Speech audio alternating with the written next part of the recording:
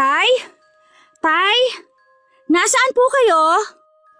Nandito ako sa silong. Inaayos ko ang kulungan ng mga manok natin. Tay! May sasabihin po ako sa inyo. Pupunta po ako dyan. Tungkol saan ba yan? Sa itsura mo pa lang mukhang magandang balita yan ah. Tay! Si Auntie Clara po. Uuwi na. Talaga ba? Kailan mo nakausap ang tiyahin mo? Kanina lang po. Sandali lang po kami nakapag-usap pero malinaw ko pong narinig na uuwi niya siya dito. Nakoy, salamat naman at makakauwi na rin ang tiyahin mo. Sinabi ba ni Clara kung kailan siya uwi? Sa linggo na daw po.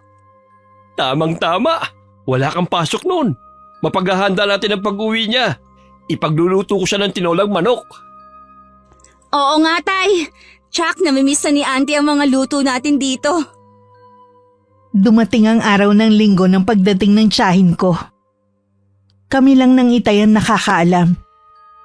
Minabuti kasi namin kung wala kaming pagsasabihan. Baka makarating pa sa dating asawa ni Auntie ang pag-uwi niya. Madaling araw namin siya sinundo sa airport sa Manila. Gabi pa lang nun bumiyahe na kami. Nanghiram lang si tatay ng L300 kay Ninong Victor na nakatira sa kabilang barangay. Pagdating sa airport, 3 oras din ang hinintay namin bago dumating si Auntie Clara. Malaki ang pagkakangiti nito nang makita kami naghihintay sa kanya. Mahigpit ko siyang niyakap. Ganon din ang Itay at parang batang hinawakan pa ang ulo niya. Nandun ang sasakyan na nahiram ko. Ako na ang bala sa mabibikit mong bagahe. Salamat sa pagsundo niyo ha. Mabuti pa bago tayo umuwi kumain na muna tayo. Sige po, Auntie. Gusto ko yan. Ikaw ang bahala. Hindi ka pa papagod?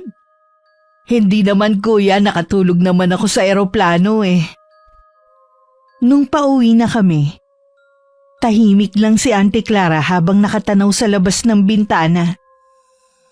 Tila malalim ang iniisip niya dahil wala naman siyang tinatanaw sa labas dahil madilim pa ng mga oras na yun. Ako naman dahil wala pang tulog, hindi na napigilan pang makatulog sa pagkakaupo. Nagising lang ako nung nasa bahay na kami. Tinulungan ko na ang Itay sa pagbubuhat ng mga gamit ng tiyahin ko. Ay, sa wakas nakauwi na rin ako dito sa bahay. Magpahinga ka na muna. Mamaya magkakatay ako ng manok na Tagalog. Alam kong paborito mo yun Isa yan sa namimiss ko, kuya. Salamat ka pala sa pagsundo niyo sa akin, ha? Ano ka ba naman? Hindi mo kailangan magpasalamat. Kapatid kita sino pa bang susundo at mag-aasikaso sa'yo? Siyempre kami pamilya mo. Sa dating silid ng mga magulang nila Itay matutulog si Auntie Clara. Nilinis ko na yun at tinayos para pagdating nga nito ay makakapagpahinga na siya agad. Akala namin ng Itay dahil walang nakakita sa pagdating ng kapatid niya, wala nang nakakaalam. Kaya ganun na lang ang gulat ko nang pumunta ako sa tindahan. Pinag-uusapan kasi nila ang pagdating ni Auntie Clara. Ni isa sa kanila wala akong sinagot. Nagdahilan na lang ako na nagmamadali na ako. Dahil kailangan na ng Itay ang binili ko. Paano kaya nila nalaman? Ang lakas talaga ng radar ng mga kapitbahay natin. Hindi po kaya dahil sa L300 na nakaparada sa tapat ng bahay natin, kaya nagkaroon sila ng ideya? Baka nga. Buti na lang kukunin na rin yan mamayang hapon. Inaalala ko lang po, baka mamaya makarating sa dating asawa ni Auntie Clara na dumating na siya. Ang kapal naman ng mukha niya para pumunta pa rito. Pagkatapos ng mga ginawa nila sa tiyahin mo noon. Kilala niyo naman po ang kapatid niyo, sobrang bait at mapagbigay. Baka hindi rin niya matiis ang asawa. Basta ako parati nagpapaalala sa kanya. Kung sadyang di siya makikinig sa akin, abay bahala na siya. Patanda na naman siya. Walang anak si Auntie sa asawa niya. Mula nang magsama sila nito, puro pambubugbog na ang ginawa ng lalaki sa kanya. Ginagawa din siyang alila ng pamilya na napangasawa niya. Bukod doon, may bisyo pa ang lalaki at siya lang ang naghahanap buhay. Kung wala pa nagsumbong kay Itay nun sa ginagawa sa kapatid niya, hindi pa namin malalaman ang sitwasyon nito. Nadatnan namin noon na halos hindi na makatayo sa higaan si Auntie Clara. Dahil sa tindi ng bugbog na inabot niya. Ilang beses na rin nakunan noon ang tiyahin ko. Kaya wala silang naging anak. Makalipas nga lang ng ilang buwan, nakipagbalikan pa rin ang tiyahin ko sa kanya. Hanggang magdesisyon siya na mag-abroad. Pero lahat na naipundar niya ay napunta lang sa bisyo ng asawa. Sa kabila ng sakripisyo niya, hindi pa rin nagbago ang asawa niya. Ano ba yung iniisip mo? Naalala ko lang po yung hirap na pinagdaanan ni Auntie Clara noon. Nalulungkot din ako dahil ni isa sa mga pinagbuntis niya noon hindi nabuhay. Sana may kasama siya ngayon sa pagtanda niya. Nandito naman tayo eh. Hindi natin siya pababayaan. Oo naman po, hindi ko po kayo pababayaan. Di bali nang hindi ako makapag-asawa. Nako, yan ang wag mong gagawin. Pambihira ka. Gusto ko rin naman magkaroon ng apo. Biro lang po yun, Tay. Siyempre po, gusto ko rin magkaroon ng pamilya balang araw. Naiiling na lang ang Itay na lumabas muna ng bahay para katayin ng isa sa mga manok na alaga niya. Ako naman sinilip ko ang tiyahin ko sa kwarto nito. Mahimbing pa rin itong natutulog ng mga sandaling yun. Lalabas na sana ako ng bahay nang makita kong paparating ang asawa ni Auntie Clara na si Uncle Andres. Agad kong tinawag ang Itay na kasalukuyang tinatanggalan ng balahibo ang manok. Sabi ko ako na lang ang magtutuloy sa ginagawa niya. Anong ginagawa mo rito? Bayaw. Nabalitaan ko kasi na dumating na pala si Clara. Kaya ka ba nandito? Gusto ko sana siya makausap eh. Nandiyan ba siya sa loob? Nagpapahinga pa ang kapatid ko. Bumalik ka na lamang sa ibang araw. Bakit kailangan pa sa ibang araw? Ha? Tawagin mo siya para makapag-usap kami. Bastos ka rin, no? Nasa pamamahay kita. Huwag mo kong asta na ugaling kanto mo, ha? Ano ba masama sa sinabi ko, ha? Asawa ko naman si Clara. Bakit kailangan mo siyang itago sa akin? Asawa mo na siya ngayon? Di ba matagal na kayong hiwalay? Hiwalay lang kami dala sa ibang bansa siya. Pero mag-asawa pa rin kami. Para ka talagang linta no? Kasi may pakinabang ka ngayon sa kapatid ko. Kaya dumidikit ka na naman sa kanya. Hindi ko yata gustong tabas ang dila mo, bayaw ah. Anong linta ang pinagsasabi mo? Mag-asawa kami ni Clara. At may karapatan ako kung ano ang meron siya. Bilib din ako sa kakapalan ng mukha mo. Talaga bang hindi mo ko titigilan sa pang-insulto mo? Andres! Kuya Oscar! Ano nangyayari dito? Clara! Asawa ko! Mabuti naman lumabas ka na. Eto kasing kuya mo eh. Naghahamon ng away eh. Ano ba kasi ang ginagawa mo rito? Nabalitaan ko kasi dumating ka na, Clara. Kumusta ka na? Maayos naman ako, kita mo naman siguro. Yun lang bang pinunta mo rito? Gusto rin sana kitang makausap eh. Yung tayong dalawa lang sana. Kung bobulahin mo na naman ang kapatid ko, hindi ako papayag. Ano ba ang pakialam mo sa amin, ha?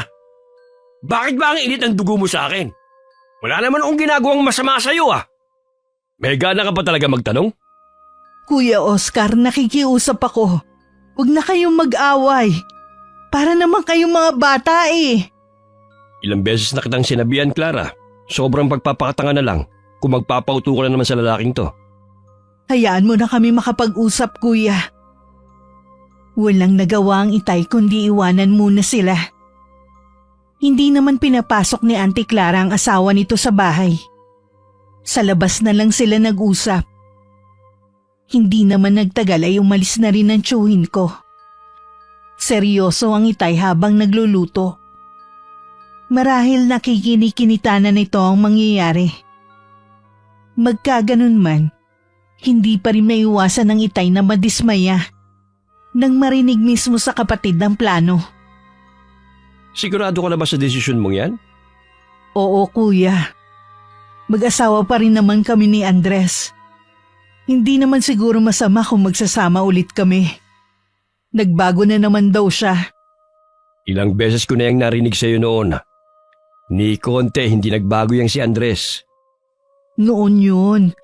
Ngayon matanda na siya. Baka napag-isip-isip niya na wala namang dadamay na iba sa kanya kundi ako. Pero Clara, pag-isipan mo pa rin ang desisyon mong yan.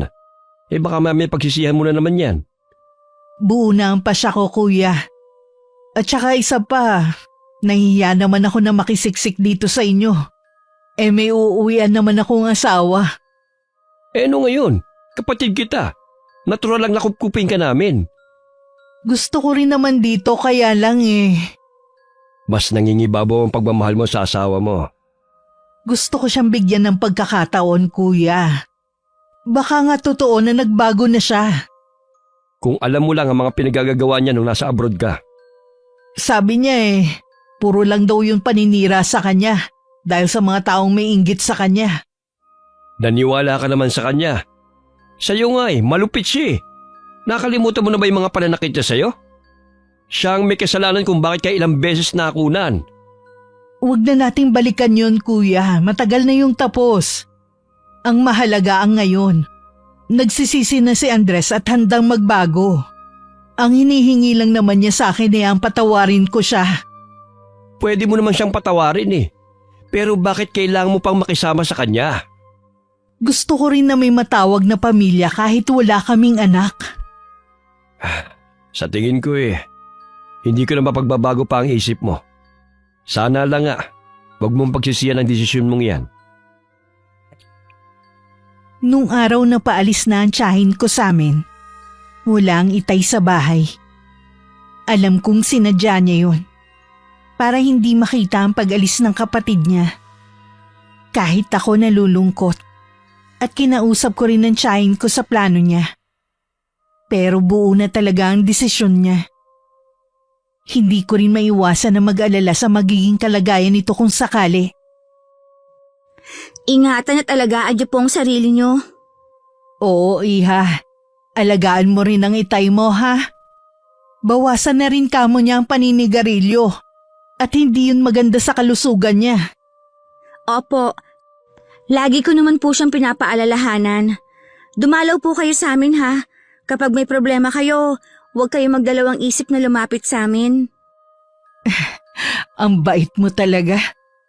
Kung nabuhay lang sana ang isa sa pinagbubuntis ko noon, kaedad mo yun. Para ko na po kayong nanay, kaya mahal ko kayo. Huwag kang malungkot, madalas akong dadalaw dito. Sa iisang barangay lang naman tayo Kaya lang po masyado nang malayo ang bahay nyo. Halos dulo na nitong barangay natin. Pwede mo naman akong dalawin dun kung hindi ka abala. Ayos lang naman yun sa tsuhin mo. Sige po, kapag pinayagan ako ni tatay dadalawin ko kayo sa inyo. O paano? Nandito na si Andres. Hindi ko na mahihintay ang tatay mo. Pakisabi na lang sa kanya, ha? Ikaw na lang ang bahalang mamahagi ng mga pasalubong ko sa mga kapitbahay natin. Ako na pong bahala sa mga yon. Tutulungan ko na po kayo sa pagkakarga sa mga gamit niya sa tricycle. Kinarga ko na ang 2 maleta sa tricycle.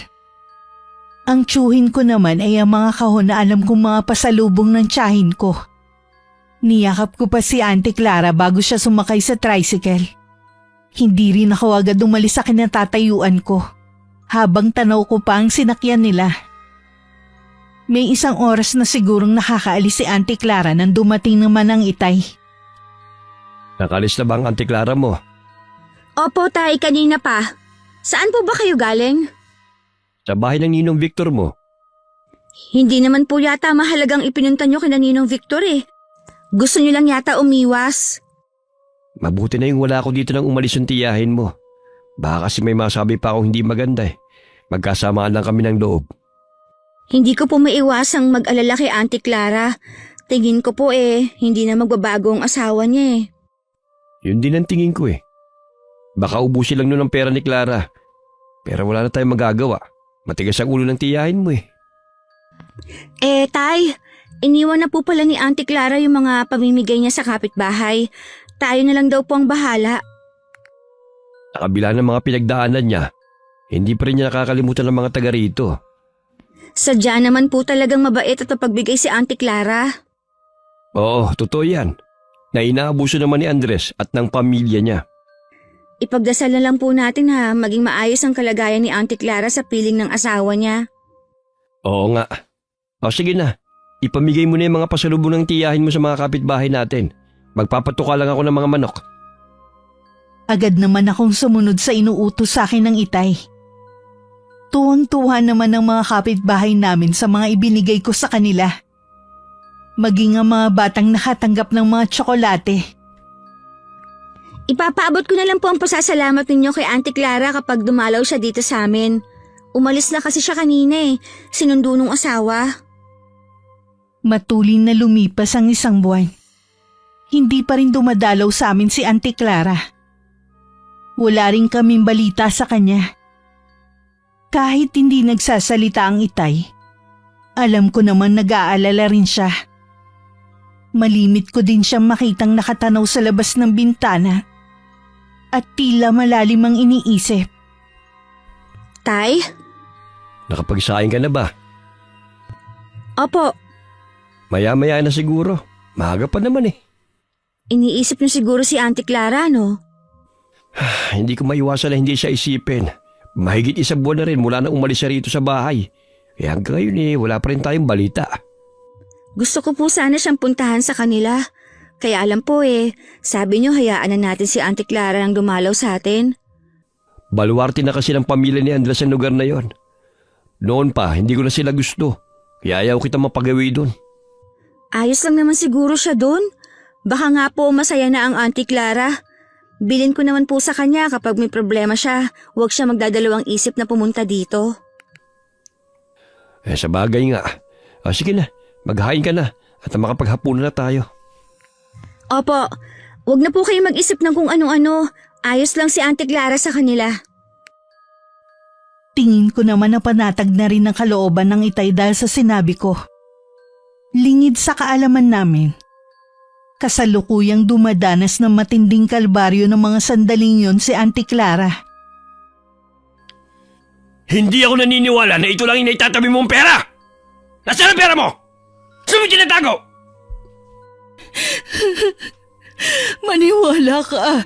Yan lang ang lahat ng pera ko. Nahalungkat mo naman ang gamit ko, hindi ba? Huwag mo akong gawing tanga! Siguro ibinigay mo lang sa kapatid mo, no?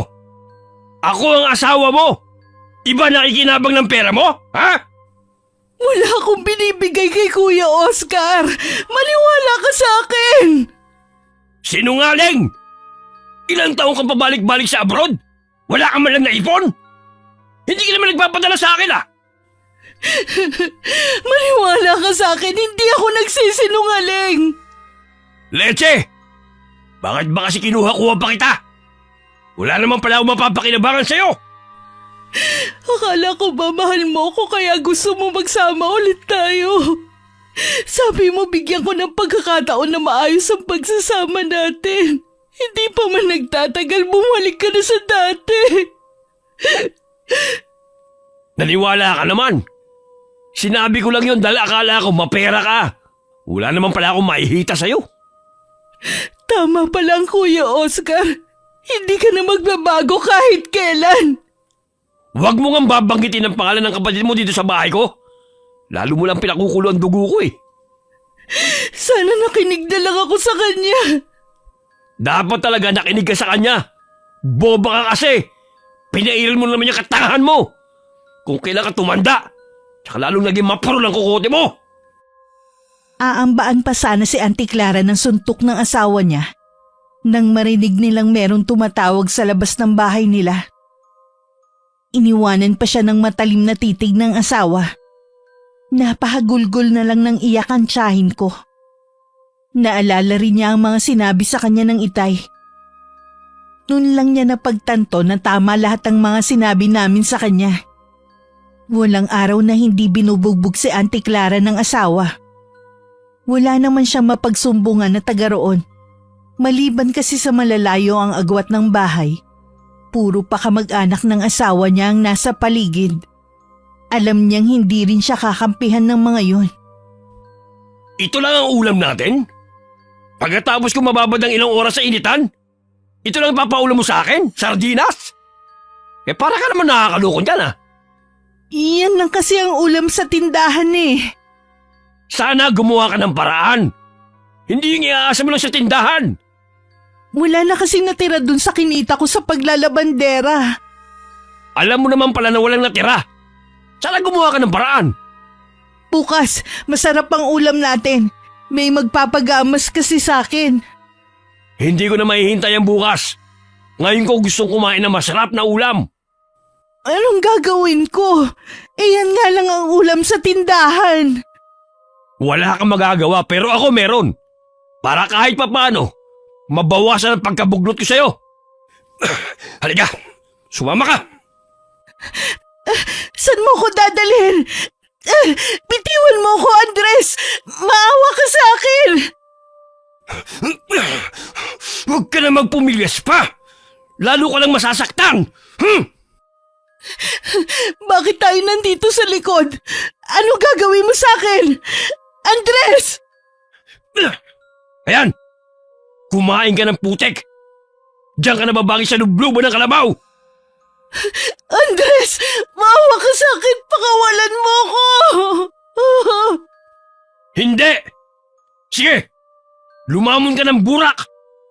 Siguro naman magtatanda ka na! Bakit ba ginagawa mo to sa akin? Sa susunod na pagod ako, at yan lang ipapakain mo sa akin, mas matindi pa dyan ang gagawin ko sa'yo! May nakakita naman sa nangyari. Pero lahat ay walang lakas ng loob na mangialam. Lahat kasi sila may takot sa asawa ni Auntie Clara. Kilala kasi itong siga at walang kinatatakutan. Hanggang isang araw, hindi na nakataste na hindi siya puntahan ng itay sa kanila. Naabutan pa siya ng itay na nagsasalansa ng mga panggatong na ibinilad. Kuya, anong ginagawa mo rito? Bakit parang hindi kaya masayang dinalaw kita rito? Nagulat lang ako sa pagsulpot mo. Pasok ka muna. Bakit ikaw ang gumagawa niyan? Nasa bang asawa mo? Nasa kapihan. Magaan lang namang trabaho to eh.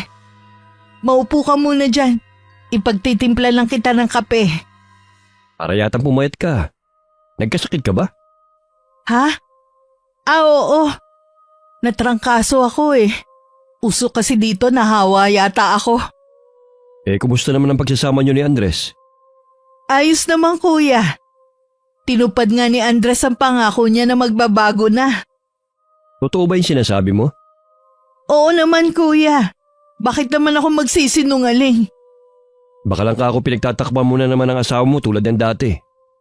Sa dami ng mga ginawa niya sa akin, hindi ko na para gawin yun. Mabuti naman nagbago na pala siya. Alam mo bang sobrang nag-aalala sa'yo si Miche? Sabihin mo sa anak mo, nasa mabuti akong lagay. Huwag na ka mo siya mag-alala sa akin.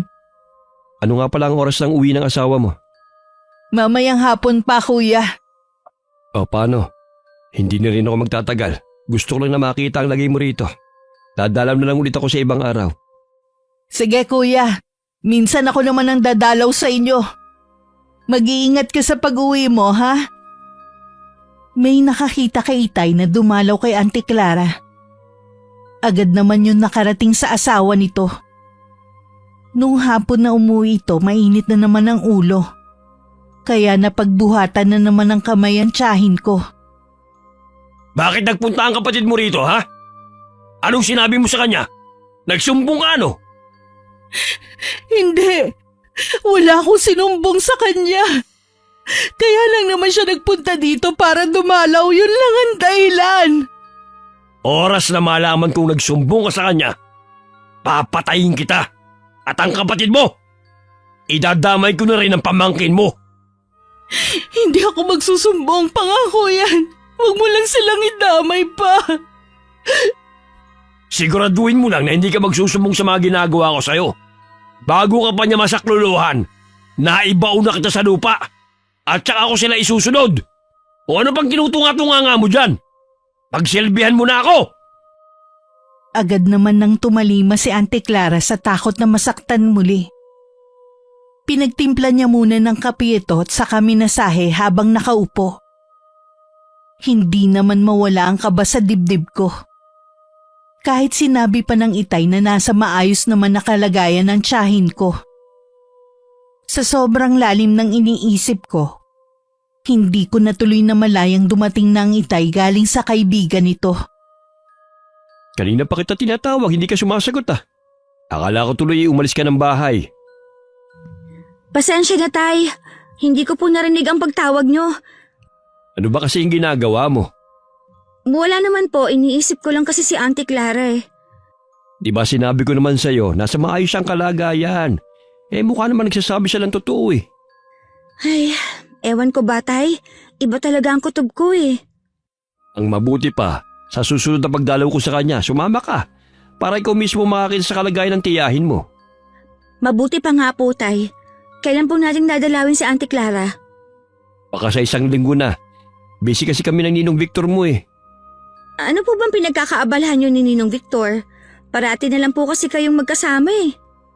Naghahanap kasi siya ng lupa dito sa barangay natin. Gagawin niyang manukan at akong gagawin niyang caretaker. Di ba maganda yun? Oo nga po, Tay. Hindi na kayo lalayo para magtrabaho, tsaka hindi ganun kabigat. Ayun na nga eh. Kasi sabi ko sa Ninong Victor mo, mula nung ma-mild stroke ako, hirap na ako sa mabibigat na trabaho.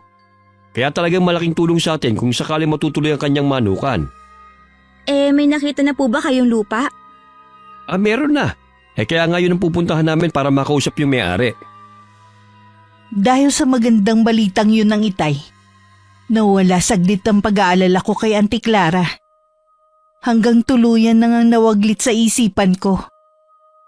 Naging abala na rin kasi ko sa panadirya.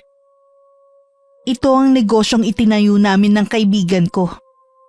Hindi alam ng itay na pera ni Auntie Clara ang ginamit kong pampuhunan doon.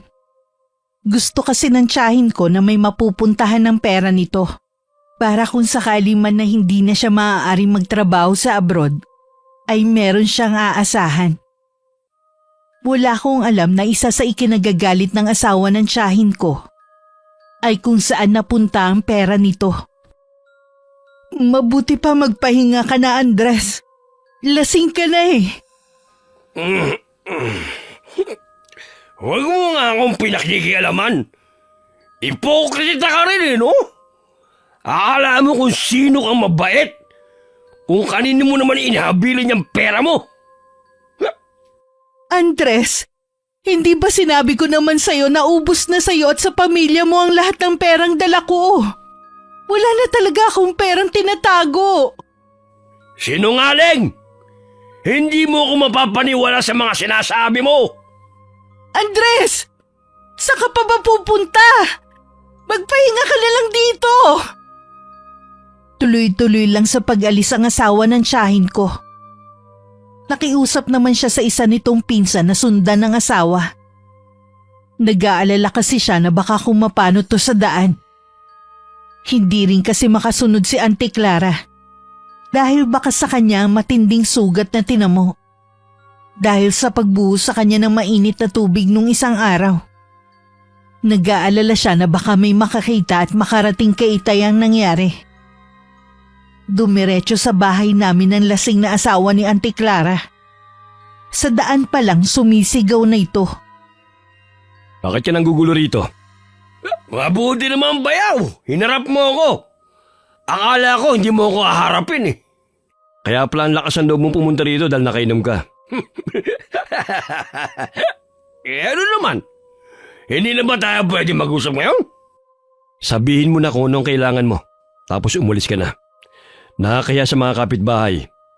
Gusto ko lang malaman kung saan napunta ang pera ni Clara. Hindi ba ikaw at ang pamilya mong nakinabang sa pera ng kapatid ko noon? Bakit mo sa akin hinahanap? Ang tinutukoy kong pera, itong huli siyang nag-abroad. Alam mong hiwalay na kami at walang komunikasyon. Gusto ko lang malaman kung nasa na ang pera ng asawa ko. Hindi ko alam ang sinasabi mo. Huwag ka na nga magmaang-maangan pa, bayaw. Kilala ko si Clara. Masinop yun sa pera. Wala siyang magbibigyan kundi ikaw at anak mo lang. Bakit hindi si Clara ang tanungin mo? Alam ba niya na nandito ka ngayon?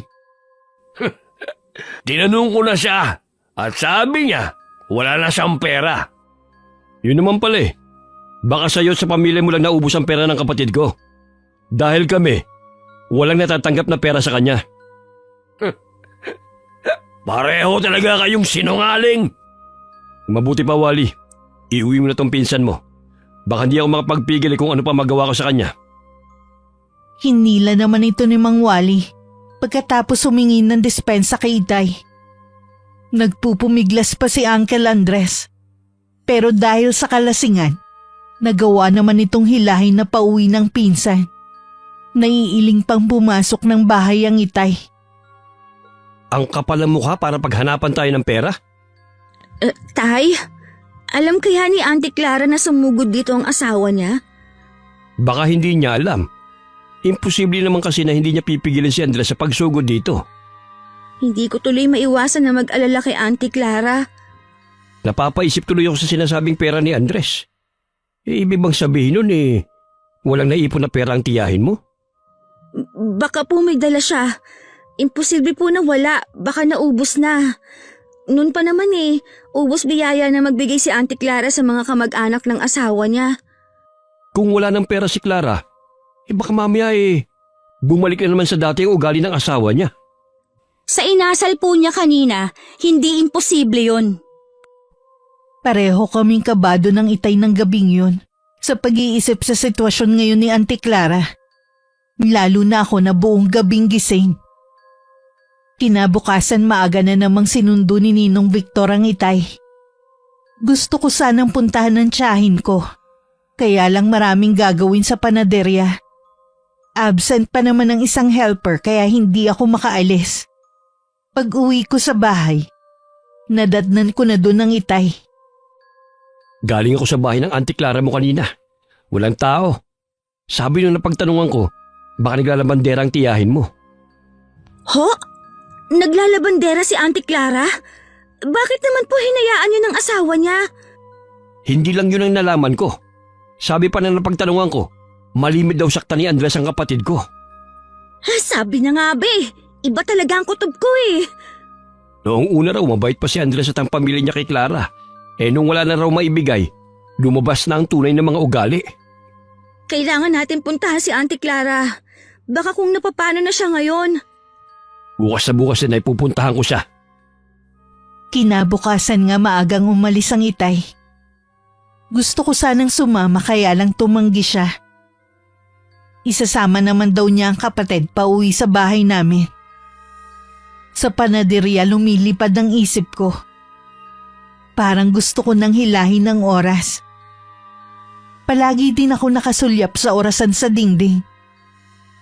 Samantala ng mga sandaling yun, mainit na nagtatalo ang Itay at si Uncle Andres. Maayos mong sinundo ang kapatid ko sa bahay namin. Tapos dadatnan ko sa miserableng kalagayan? Buhay namin to, kaya wala kang karapatan na panghimasukan kami. Kapatid ko ang pinagmamalupitan mo. Hindi mo mapapatunay na totoong sinasabi mo. Anong hindi? Sa tingin mo tanga ako?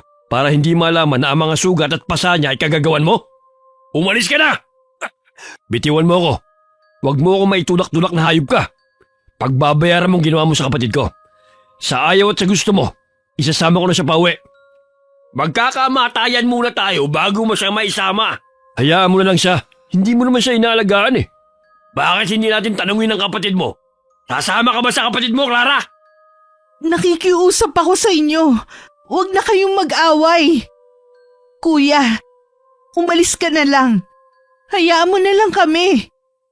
Wala namang ginagawang masama si Andres Huwag mo na nga ipagtanggol ang asawa mo.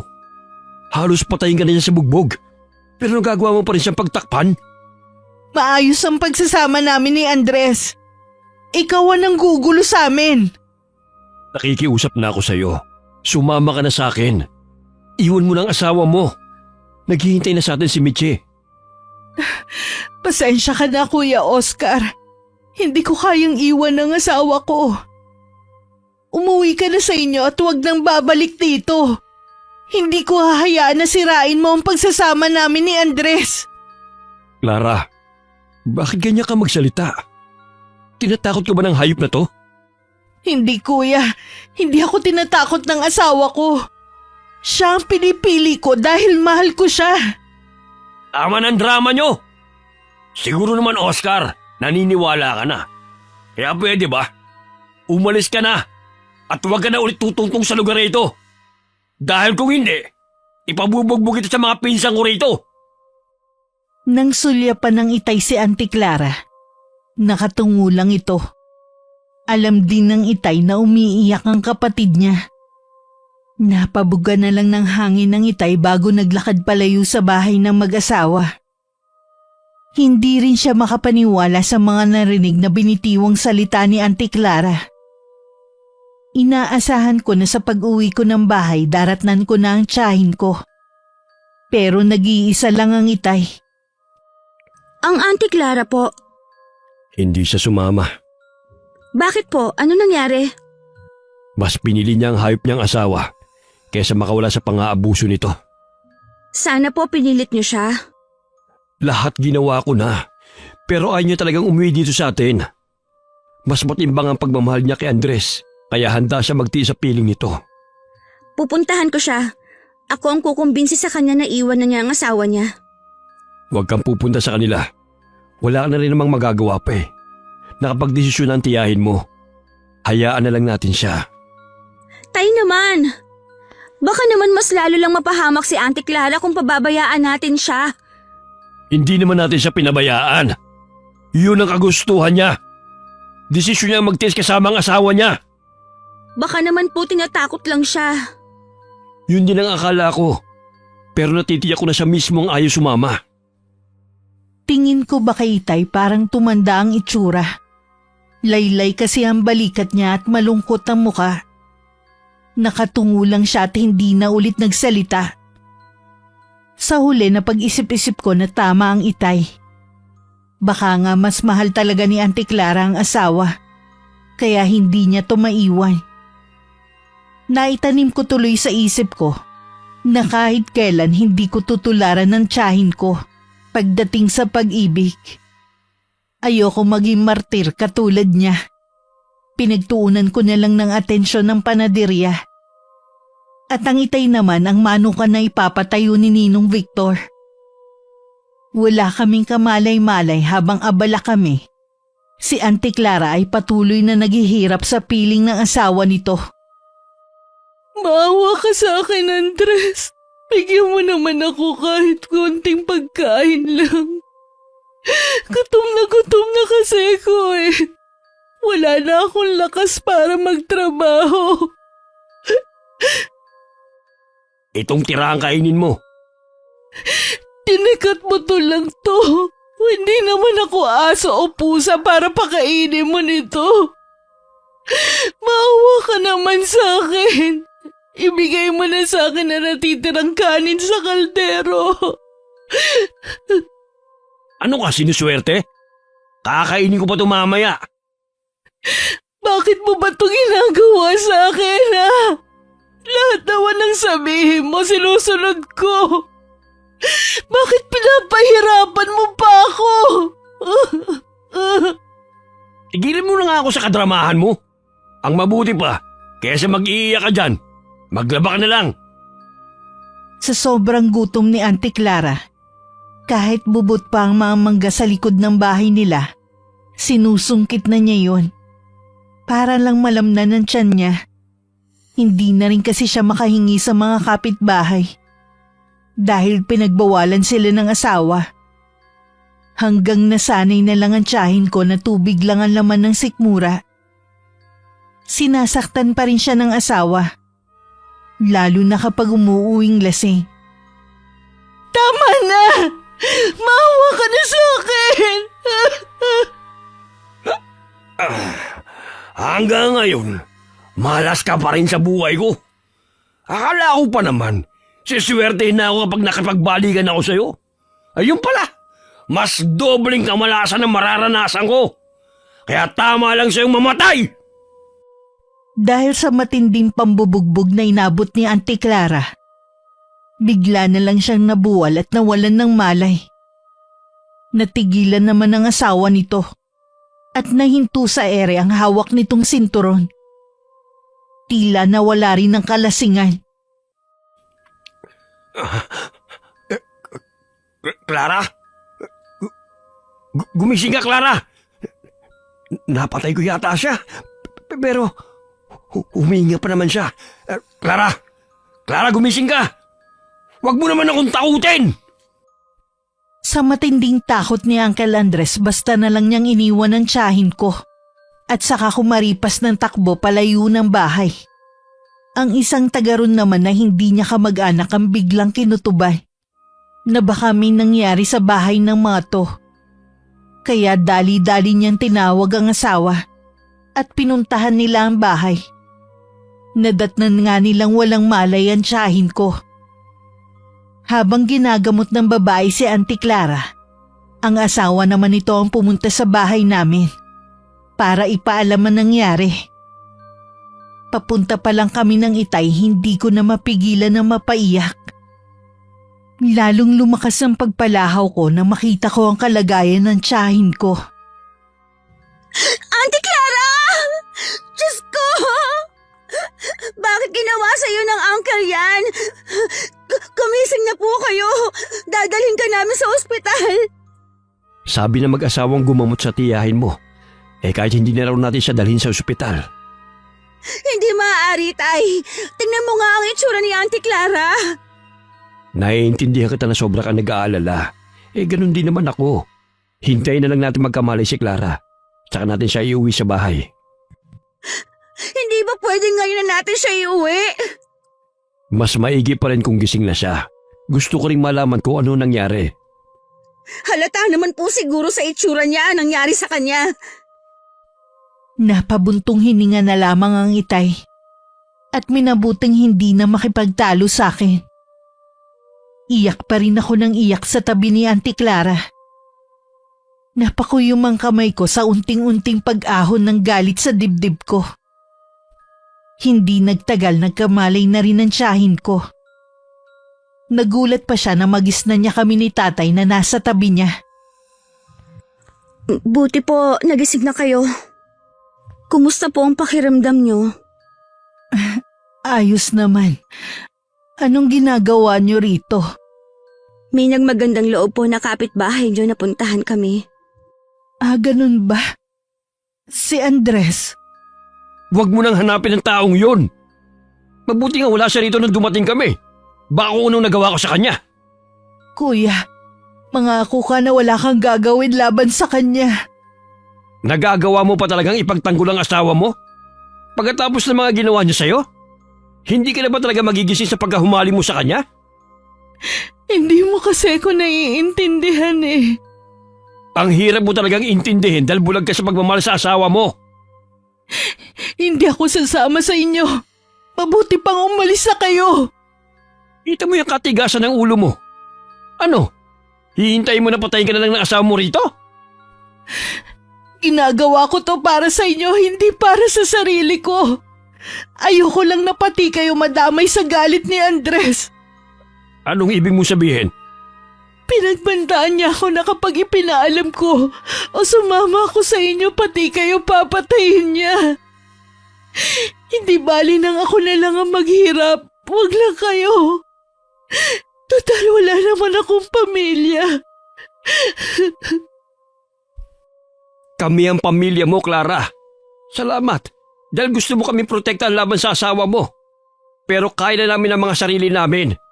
Kaya sa ayaw at sa gusto mo, isasama ka na namin paalis sa bahay na ito. Tama ang Itay, Auntie Clara. Huwag ka magtiis dito. Hindi ka namin pababayaan ng Itay. Naroon pa rin ang pagtutol kay Auntie Clara. Pero buo na ang pasya ng Itay na isama siya pabalik sa bahay namin. Kung kinakailangan kalad ka rin pa siya nito. Kahit nang makauwi na kami, balisa pa rin ang tiyahin ko. Hindi rin siya gaanong makakain. Pinatingnan na rin namin siya sa doktor dahil sa mga sugat na natamo niya. Malaki rin ang ibinagsak ng katawan niya dahil sa kakulangan ng pagkain. Tuwing naaalala ko ang nangyari, hindi ko maiwasang mamuhi sa asawa nito at sa lahat ng lalaki. Hindi naman lahat ng lalaki katulad ni Andres. Kayo na rin po ang may sabi noon na nung naliligaw pa lang si Uncle Andres, mabait siya. Lumabas lang ang tunay niyang kulay nung nagsasama sila ni Auntie Clara. Kaya nga kailangan mong piliin ang taong gusto mong makasama habang buhay. Huwag puro puso ang pairalin mo para hindi ka matulad sa Auntie Clara mo. Ay, Tay, ano po ang plano niyo ngayon? Pinablatter ko na si Andres. Hindi na siguro siya magtatangka lumapit pa sa tiyahin mo. Kahit na ano mangyari, hindi ko nahahayaan na saktan niya muli ang kapatid ko. Tay, meron po akong gustong ipagtapat sa'yo. Ano yun? Ang totoo po niyan, malaki talaga ang naipon ni Auntie Clara habang nagtatrabaho siya sa abroad. Talaga pong pinaghahandaan niya ang kanyang pagtanda. Inakala po niya kasi dati na hindi na sila magkakabalikan ng asawa. Sa'yo ba niya inihabili ng pera niya? Opo. Inilagay ko po sa bangko at yung iba pa ang ginamit ko sa panaderya. Bakit kayo mo lang sinabi to? Pasensya na, Tay. Nangako kasi ako kay Auntie Clara na sikreto lang namin to. Tsaka balak din naman niyang sabihin sa inyo nung makauwi siya. Kaya lang sinundo naman agad siya nung asawa. Okay na rin yun. Kahit papano hindi makikinabang ang asawa niya at pamilya nito sa pinaghirapan niya. Oo nga po. May kailangan lang akong puntahan. Bantayan mo muna ang tiyahin mo. Tumangulang ako kay Itay. Gumayak na rin siya agad. Kahit hindi sabihin ng Itay, tsak na ang kasama na naman niya ay si Ninong Victor. Pinuntahan ko naman si Auntie Clara. Nang marinig kong gising na siya, tinatawag ako. Nagugutom na po ba kayo? Ikukuha ko po kayo ng pagkain. Mamaya na. Busog pa naman ako eh. Ang Itay mo? Kasama po ni Ninong Victor. Malimit po sila magkasama dahil sa manukan. Mabuti naman kahit papano eh. May pinagkakaabalahan ng Itay mo. Oo nga po. Maiba nga pala ako. Kumusta na ang panadirya? Ayos lang po. Kapag magaling na kayo dadalhin ko kayo para makita nyo kung saan napunta ang pera nyo. Hindi ako nagkamali na sa'yo ko ipagkatiwala ang pera ko. Alam kong ilalagay mo yun sa mabuti. Gusto ko po kasi na kapag hindi nyo na kaya magtrabaho, ma-enjoy nyo ang perang pinaghirapan nyo. Para sa atin yun. Kayo lang talaga ang pamilya ko eh. Auntie, bakit niyo po hinahayaan na saktan kayo ni Uncle Andres? Ganun niyo po ba siya kamahal na kahit parating kayong binubugbog ayos lang sa inyo? Nung bago pa lang kami nagsasama, ganun siguro ako kabulag sa pagmamahal. Pero nitong huli na sumama ako sa kanya, naisip ko lang na bigyan pa siya ng pagkakataon na magbago pa. Pero mas lumala pa siya kaysa dati. Ibig lang pong sabihin nun, hindi na siya magbabago. Sagad na hanggang buto ang kanyang kasamaan. Huwag na nga natin siyang pag-usapan pa. Sige po, ano po bang gusto niyong pagkwentuhan natin? May ilang oras din kami nagkwentuhan ni Auntie Clara ng kung ano-ano lang. Nung makaramdam siya ng gutom, tsaka ako siya binigyan ng pagkain. Kapansin-pansin na mahina pa rin siyang kumain. At laging dinadaing ang pagsakit ng tiyan kapag napapasobra ang kain. Marahil bunga yun ng gutom na naranasan nito. Pinagpahinga ko na rin siya pagkatapos. Inasikaso ko na lang ang ibang gawain sa bahay. Wala kaming kaalam-alam nun. Nalihim pala nagmamasid sa di kalayuan si Uncle Andres. Habang nagsasampay ako ng damit, biglang dumating ang asawa ni Auntie Clara. Anong ginagawa niyo dito? Nasaan si Clara? Hindi niyo po siya maaaring makita. Umalis na po kayo. Huwag kang makialam dyan. Clara! Clara! Lumabas ka dyan! Hindi po kayo pwedeng pumasok na lang basta sa bahay namin. Umalis na po kayo. Huwag kang makialam dito. Problema mag-asawa to. Hindi ko hahayaan na makuha niyo ulit si Auntie Clara. Manang-mana ka talaga sa tatay mong pakialamero. Nagmamalasakit lang po kami kay Auntie Clara. Kaya kami nangingialam. Sa ayaw at sa gusto mo, babawiin ko ang asawa ko. Tumabig ka dyan! Andres! Huwag mo naman saktan ang pamangkin ko! Nandiyan ka lang pala. Sumama ka sa akin pa uwi. Dahil kung hindi, pareho ko'y malilintikan ng babaeng to.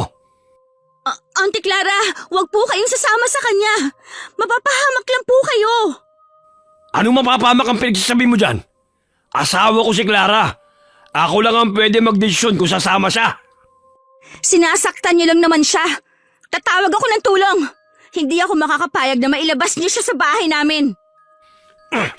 Saan ka pupunta, ha? Aray ko! Bitiwan niyo buko! Madali ka naman palang kausap eh. Halika na! Auntie Clara, huwag po kayong sumama sa kanya. Tumahimik ka nga dyan. Malapit ka nang buminggo sa akin. Ang kapal na mukha niyang manakot sa sarili naming pamamahay. Talaga bang wala na natitira sa inyong kahihiyan? Talagang ginagalit mo ako, ha? Sige, sampalin niyo ako. Hindi ako natatakot sa inyo. Andres, tama na! Huwag mo na siyang patulan! Kukunin ko lang ang damit ko at aalis na tayo! Iwan mo na mga damit mo. Kailangan na nating umalis. Auntie Clara, Pakisabi kay kuya na salamat sa pag-aalaga sa akin, ha? Ayos lang ako. Huwag kang mag-alala. Wala akong nagawa ng sapilitan ng isa kaysa naghihintay na tricycle si Auntie Clara. Dahil na rin sa pakiusap niya, kaya hinayaan ko na lang dinatangayin siya ng asawa. Galit na galit ang itay nang malaman na galing dun si Uncle Andres at sinama nito ang kapatid niya. Pinuntahan agad ni itay ang tiyahin ko sa bahay nila. Pero wala siyang nadatnan doon. Mukhang sa iba sila umuwi. saan kaya niya dinala si Auntie Clara? Kasalanan ko to eh. Sana nakipagmatigasan na lang ako. Kung ginawa mo yan, malamang sinaktan ka ng hayop na yon. Hindi siya magdadalawang isip na gawin yon. Saan natin sila hahanapin? Humingi na ako ng tulong sa barangay. Hinahanap na nila ang tiyahin mo. Maghahanap din ako. Huwag po kayo masyadong magpakapagod. Alam niyo na masama na sa kalusugan niyo yun eh. Huwag ka mag-alala sa akin. Malakas pa ako sa kadabaw. Basta po, mag-iingat kayo sa lakad niyo. 1 linggo na rin kami naghahanap kay Auntie Clara. Pero bigo kaming mahanap siya. Tinanong na rin namin ang mga kamag-anak ni Uncle Andres. Pero tikom ang bibig nila kung nasa na mag-asawa. Hindi po kaya wala na sila sa barangay natin? May hinala akong nandito lang siya. Wala namang ibang kamag-anak na si Andres eh. Ano ba kasi ang gusto niya kay Auntie Clara? Wala naman siyang pakinabang dito eh. Inausap ko na yung kapatid ni Andres. Meron akong pinasabi. Tiyak na hindi yung tatanggihan ng kapatid niya. Ano po ang sinabi niyo? Kapalit ng tiyahin mo, ibibigay natin ang perang hinihingi ni Andres. Ho? Tay naman! Pinaghirapan niyo ni Auntie Clara! Kita niyo nga, kahit patay na siya sa bugbog eh, hindi siya umamin sa asawa niya kung nasaan ang ipon niya. Mas mahalaga ang tiyahin mo kaysa sa pera na yan. Para matahimik na rin tayong lahat. Paano po kayo nakatitiyak na kapag binigay natin ang gusto ni Uncle Andres, ay patatahimikin na niya tayo? Pag hindi pa rin siya tumigil, matinding kaparusahan ang igagawad ko sa kanya. Mas matindi pa sa ginawa niya kay Clara. Bigla kong nakaramdam na matinding kaba sa narinig kay Itay. May sumagi ding alaala ng nakaraan sa isip ko. Isang nakakakilabot na alaala na gusto ko na sanang ibaon sa limot. Nang sumunod na gabi, bisita ng Itay ang kapatid ni Uncle Andres. Sa labas sila ng bahay nag-uusap. kaya hindi ko marinig ang kanilang pinag-uusapan. Pero may palagay ako tungkol yun kay Auntie Clara. Nang makaalis ang bisita, tsaka ako inusisa ang itay. Mabuti naman po at nakipagtulungan din sa inyong kapatid ni Uncle Andres. Hindi rin naman niya gustong ginagawa ng kapatid niya eh. Pero takot silang lahat kay Andres. Maliban kasi sa panganay si Andres, tingin daw nila dito ay gumagamit ng ipinagbabawal na gamot. Kaya parang wala na sa tamang pag-iisip. Saan daw po dinala ang Auntie Clara? May pahingaan daw nakubo si Andres sa loob ng kapihan. Doon daw naglalagi ang mag-asawa. Kawawa naman ang Auntie Clara kung ano-anong hirap na ang kanyang pinagdaanan. Matatapos na rin ang paghihirap niya. Ang mabuti pa, ihanda mo na lang ang pera. Opo, Tay. Nang araw ding yun pinuntahan ng itay ang kubo na sinasabi ng kapatid ni Uncle Andres. Pagdating niya doon, naghihintay na ang mag-asawa. Hindi na nag-aksaya ng panahon ng itay. Agad na niyang ibinigay ang pera para maiuwi na ang Auntie Clara. Pero bago umalis sa lugar na yun, nagbabala muna ang itay kay Uncle Andres. Siguraduhin mo lang na hindi ka na manggugulo pa sa amin. Dahil kung hindi, pagsisisiyan mong susunod mong gagawin. Huwag mo nga akong takutin, bayaw. Alam mong wala akong kinatatakutan na kahit na sino. Huwag mo akong hamunin. Baka balang araw, kainin mo rin yung mga sinabi mo. Ang dami mo pang satsat! Umalis na nga kayo! Halika na, kuya. Umalis na tayo dito. Gusto ko nang makauwi sa atin. Oo, Clara. Uuwi na tayo. Dahil sa labis na panghihina, binuhat na lang ng itay ang kapatid niya. Halos butot balat na lang kasi ito. Tiniis din ng itay ang masangsang na amoy na nagmumula sa kapatid. Nang makarating sa bahay, naiiyak na niyakap ko si Auntie Clara. Lalo kami napaiyak na malaman ng mga pinagdaanan nitong hirap sa kamay ng asawa. Halos bumaliktad din ang sikmura ko. Nang marinig ko kung anong kinakain nito para lang magkaroon ng konting lakas. Ang tanging nagbibigay lamang daw dito ng pag-asa ay kami, na sana bago siya malagutan ng hininga, makita at mayakap niya kami ni tatay. Aalagaan ko po kayo. Kailangan niyo pong mabawi ang nawalang lakas ninyo. Pangako po. Hindi na po kami papayag ng itay na makuha ka pa ni Uncle Andres. Ayoko nang bumalik doon. Ayoko na talaga. Hindi na po kayo babalik doon. Sa ngayon po, kailangan ko po muna kayong malinisan tapos kakain po kayo, ha? Oo, bigyan mo ko ng maraming pagkain, ha? Opo. Napansin namin ang kakaibang ikinikilos ni Auntie Clara. Minsan matino naman siyang kausap. Minsan naman ang dami niyang nakakalimutan. 50 anyos pa lang siya, pero nag-uulyanin na siya. Yun siguro ang resulta ng kalupitan na dinanas niya sa kamay ni Andres. Hindi nga po siya pwedeng iwan mag-isa. Minsan po kasi lumalabas siya ng bahay eh. Baka mamaya mawala siya. Huwag mong hayaan na mawala siya sa paningin mo, ha? Opo, Tay. Buti nga po at bumabalik na sa dati ang katawan niya. Salamat sa pag-aalaga mo sa kanya. Para ko na pong nanay si Auntie Clara. Hindi po ako magsasawa na alagaan siya.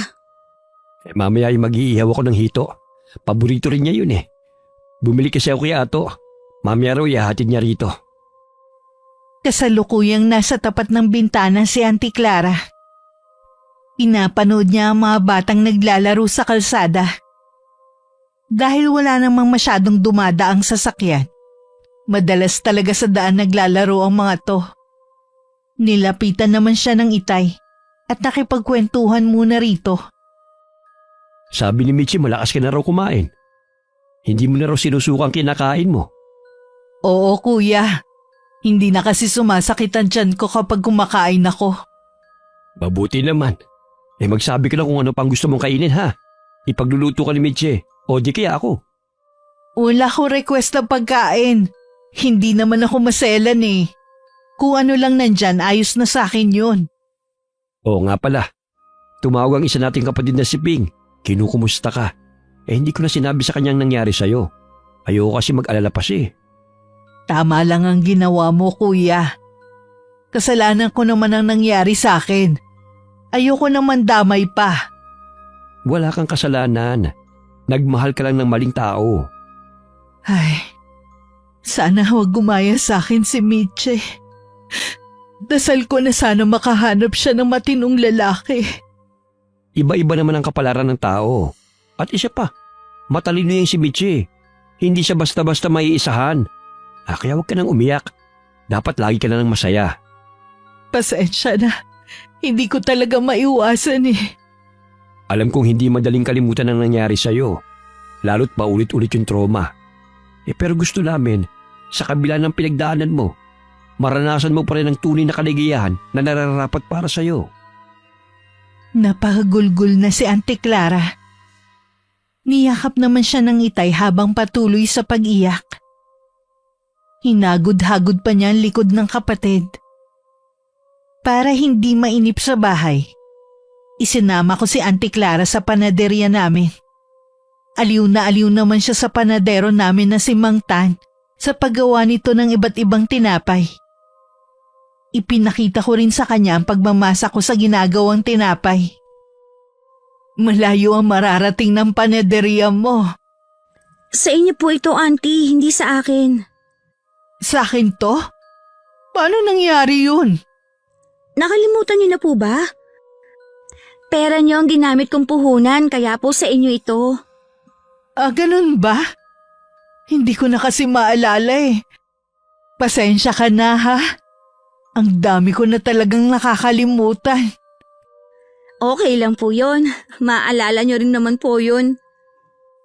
Kahit nakakapagod ng maghapon, kitang-kita naman kay Auntie Clara na nag-enjoy siya. Gusto nga daw niya maging tindera na inayunan ko naman. Para hindi siya laging nagmumukmok. Nung pag-uwi namin, dumaan lang ako sa bilihan ng lechon manok para bumili. Yun kasi ang gustong ulamin ni Auntie Clara.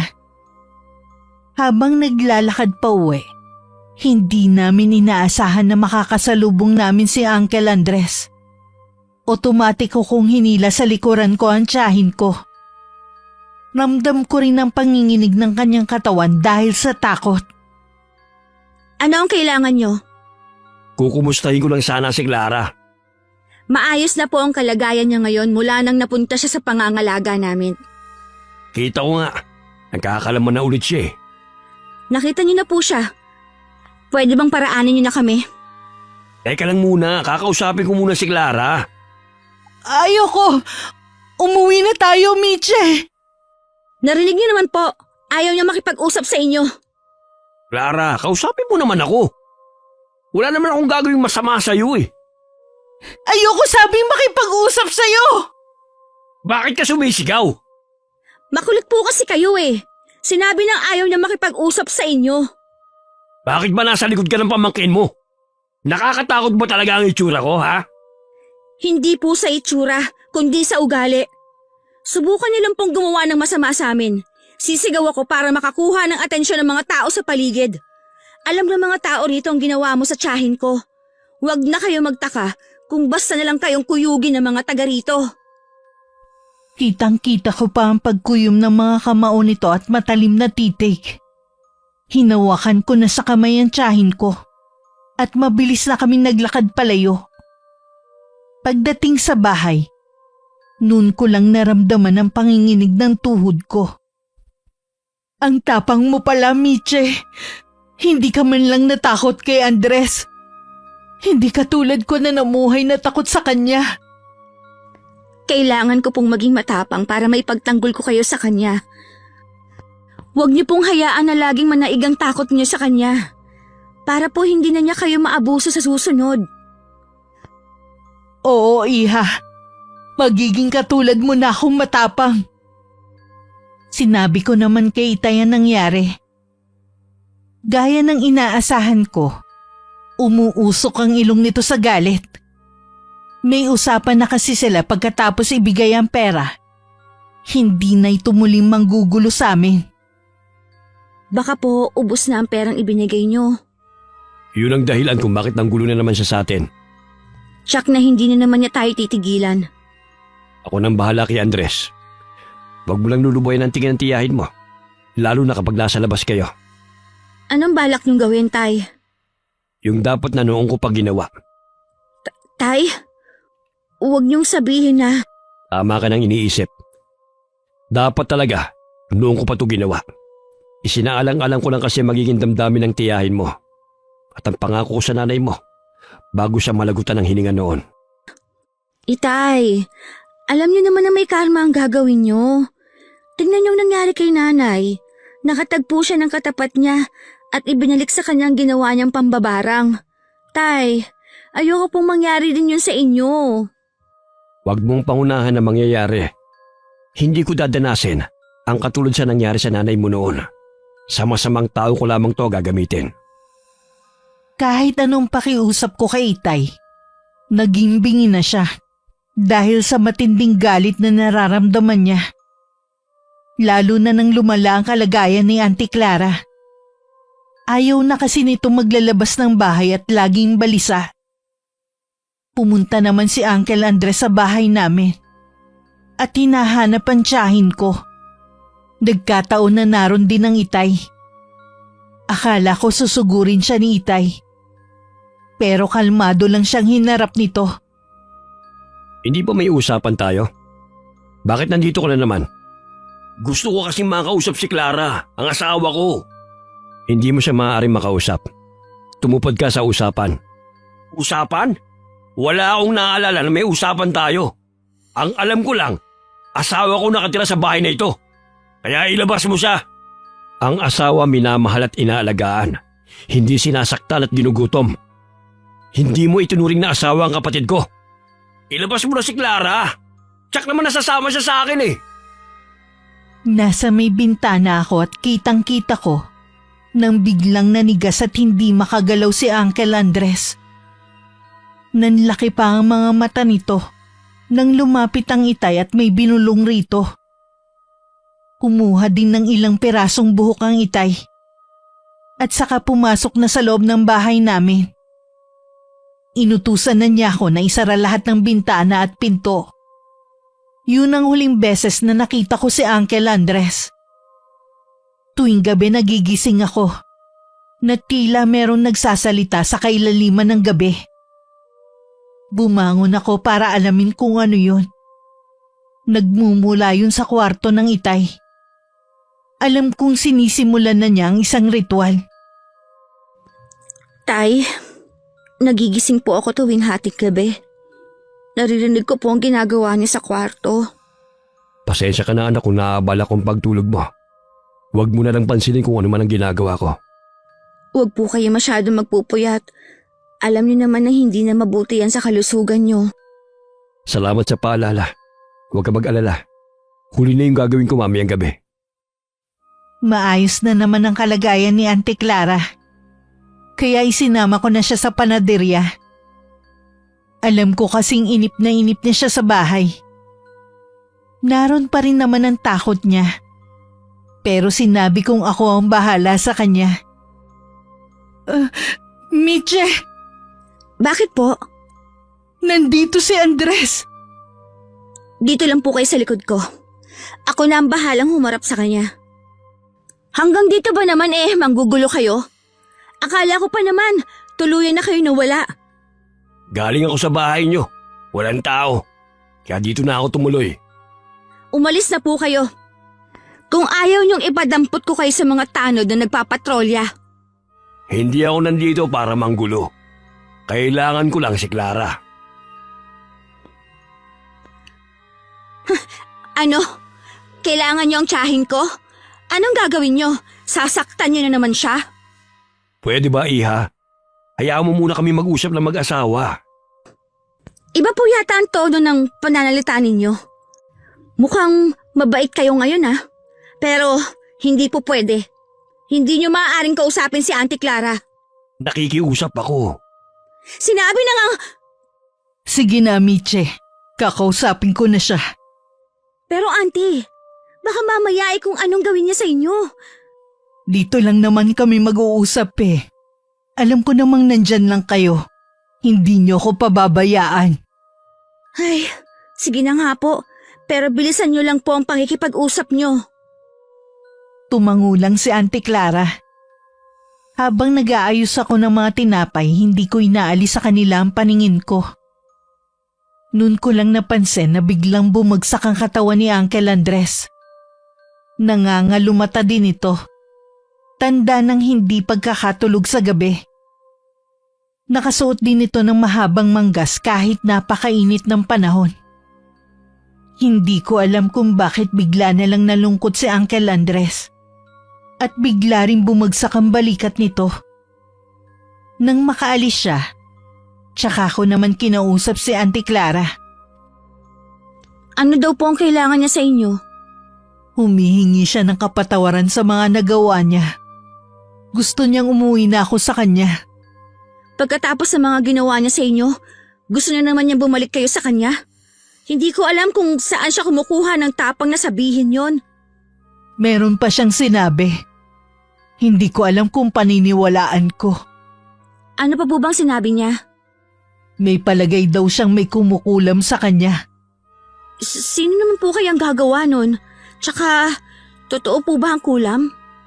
Mahirap ang magbintang lalo't marami siyang nakakaaway. Sa totoo lang hindi ako naniniwala sa kulam o barang. Ako din po hindi naniniwala sa kulam. Tsaka, walang ganyan dito sa lugar natin. Wala nga tayong manggagamot mangkukulam pa kaya. Yun ang sinabi ko sa kanya. Pinayuhan ko rin siya na itigil na ang bisyo niya. Baka kako yun ang dahilan kung bakit siya nagkakasakit. Hindi yung kulam na sinasabi niya. May sakit po pala siya. Kaya siya nangangayayat ng husto. Naaawa man ako sa kanya. Pero mas nangingibabaw ang takot sa puso ko. Sabi ko ipagdarasal ko na lang siya para sa agaran niyang paggaling. Magbalik loob na rin siya dapat bago mahuli ang lahat. Wala talagang alam si Auntie Clara na may alam sa karunungang itimang itay. Ang inay ko kasi ang may lahing mambabarang. Pero sa kabila ng totoong pagkatao ng inay, minahal siya ng itay at tinanggap ng buo. Ang inay din na nagturo kay itay nun kung paano gumamit ng itim na kapangyarihan. Yun nga lang, ang huling binarang ng inay ay nakahanap ng magaling na albularyo. Kaya ibinalik sa kanya ang sumpang ginawa niya. Yun ang ikinamatay ng inay nun. Kasabay ng pagtalikod nun ng itay sa itim na kapangyarihan. Itay, nakita ko po si Uncle Andres. Mukha po siyang may sakit. Nagagawa pa niya talagang gumala sa kabila ng nararamdaman niya. Tay, tama na po ang ginagawa niyang pagpapahirap sa kanya. Tapos ko lang isagawa ang ritual. Maghihintay na lang ako sa mangyayari sa kanya. Mamamatay po ba si Uncle Andres? Oo. Ilang araw na lamang itatagal niya sa mundong ito. Kuya, tama bang narinig ko? Isa kang... Diyos ko, si Andres. Clara, hayaan mo ako magpaliwanag. Huwag kang lalapit sa akin. Paano nangyari na isa kang mangkukulam? Wala naman sa lahi natin yan Dahil kay Helen. Sa asawa mo? Siya ang nagturo sa'yo kung paano mangulam ng tao. Ginawa ko yun kay Andres para maipaghiganti ang kaapihan mo. Pero kuya, masama ang gumante. Kahit paulit-ulit akong sinaktan ni Andres, hindi sumagi sa isip ko ang gumanti sa kanya. Ikaw yun. Dahil masyado kang mabait. Kuya Oscar, nakikiusap ako sa'yo. Bawiin mo ang kulam mo sa kanya.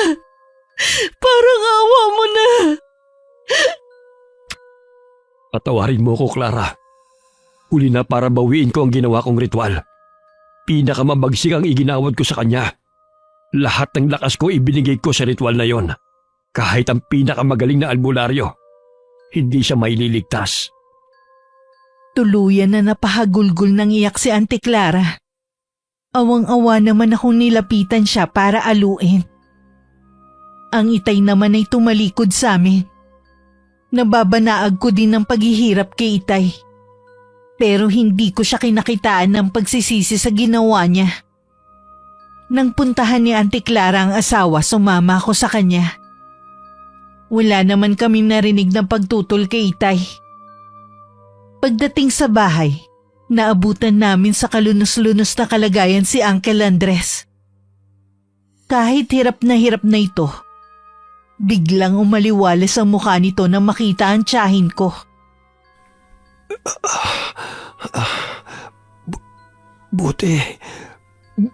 Buti naman, dinalaw mo ako.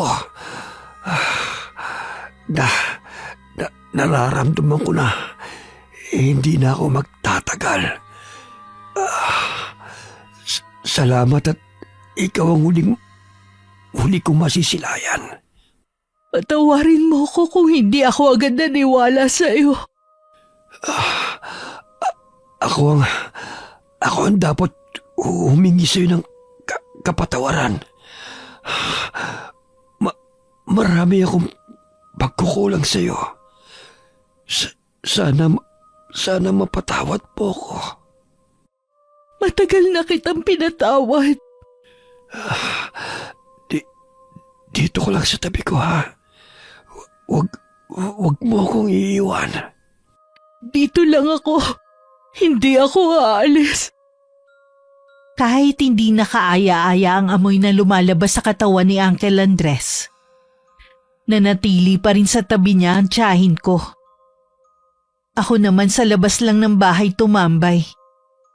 Hindi ko rin maiwasan na maawa pa rin. Kahit pala gaano kasama ang isang tao, kapag nasa miserable na itong kalagayan, hindi pa rin maiwasan na mas mangibabaw ang awa. Ilang sandali lang narinig ko na ang pagpalahaw ni Auntie Clara. Nang sumilip ako, nakita ko may salagubang na may manipis na tali sa paa ang lumabas sa bibig ni Uncle Andres. Hindi yun mapapansin ni Auntie Clara dahil nakayakap siya sa asawa. Dahil sa masangsang na amoy na lumalabas sa katawan ni Uncle Andres, agad na ring ipinalibing ang katawan niya. Nagpaiwan naman si Auntie Clara sa bahay nila. Hindi pa raw siya handang makita ang Itay. Kumusta ang Auntie Clara mo? Nagluluksa pa rin po siya hanggang ngayon. Gusto rin po niya mapag-isa muna. Alam ko na hindi pa rin niya ako napapatawad. Tatanggapin ko ang galit niya. Pero hindi ako nagsisisi sa ginawa ko. Mas gusto ko pang anihin ang galit niya kaysa hayaan siya magdusa sa piling ni Andres. Mahal po kayo ni Auntie Clara. Balang araw po mapapatawad din niya kayo. Mabait ang kapatid ko. Alam ko na mapapatawad din niya ako. Dahil abala ang isip ko kay Auntie Clara, hindi ko napagtuunan ng pansin ang tila pamumutla ng Itay. Isang linggo na mula nang mailibing si Uncle Andres, pero hindi pa rin bumabalik dito sa bahay ang tiyahin ko. Minsan dinalaw ko siya para mangumusta. Dito na ulit ako titira. Sayang kasi tong bahay kung hahayaan ko na lang mabulok. Galit pa rin po ba kayo kay Itay? Hindi na ako galit sa kanya. Napatawad ko na siya. Balak ko nga siyang dalawin kapag natapos ko na ang mga ginagawa ko rito sa bahay. Siyak po na matutuwa ang Itay sa sinabi niyo. Alam ko po na labis na nalulungkot ang Itay dahil alam niyang nagalit kayo sa kanya. Si Andres nga na maraming kasalanan na ginawa sa akin napatawad ko. Si Kuya pa kaya na siyang lagi kong karamay sa lahat ng oras. Masaya akong umuwi ng araw na yun. At sinabi ko agad kay Itay ang mga napag-usapan namin ni Auntie Clara. Tuwang-tuwa naman ang Itay at napaluha pa nga siya. Akala daw niya hindi na siya mapapatawad ng kapatid niya. Nung gabing yun masaya namin pinagsaluhan ng payak na hapunan. Wala akong kamalay-malay yun na pala ang huling hapunan na pagsasaluhan namin ng Itay ko. Kinabukasan nagisnan ko siyang wala ng buhay sa silid niya. Napayakap na lang ako habang dinig sa buong bahay ang pagtangis ko. Nung araw ng libing dumating si Uncle Ping. ang isa pa nilang kapatid. Naging madamdamin ang huling sandali ng paghahatid namin kay Itay sa huling hantungay. Halos hindi na ako bumitaw sa kabaong niya. Dahil mag-isa na lang ako sa bahay, nagpa siya si Auntie Clara na samahan ako. Sa paglipas ng mga taon, marami ako natutunan sa mga naganap sa buhay namin ng pamilya ko. Kahit gaano pala kalaki ang kasalanan ng isang tao, mas piliin pa rin natin ang magpatawad. Piliin din natin maging masaya. Dahil hindi natin alam kung hanggang saan na lang ang itatagal natin sa mundong ito. Wakas,